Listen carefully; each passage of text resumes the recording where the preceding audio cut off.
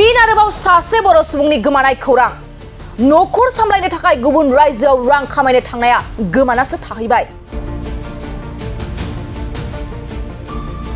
गुबुन रायजोआव खामानि मावहैना जोंनि बर' सुबुङा गोमानाय आरो थैनाय जाथाया जाफ्लेगासिनो दं। नाथाय बेफोर जाथाया मानि थाखाय जाफ्लेबाय थादों बेखौ साननांगौ जाना फैदों। फिन आरोबाव उदालगुरि जिल्लानि टंला साखाथियाव थानाय मुरमेला गामिनि रुंसारि बहिम बर'नि फिसाज्ला जुनास बर'आ तामिलनाडुआव खामानि नागिरना थांनाय समावनो गोमाना थाबाय। नखरनिफ्राय मिथिहरनाय बादिब्ला जुनास बर'आ थांनाय 27 मे खालार समबारखालि तामिलनाडु चेन्नाइ फारसे खामानि नागिरना दावबायलांदोंमोन गावनि लोगो सानैजों।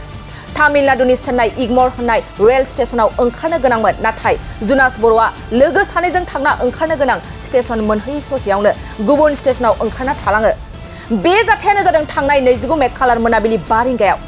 गोमानाय जुनास बर'नि आखायाव जानबुंबो गैया होनना नखरनिफ्राय मिथिनो मोन्दों।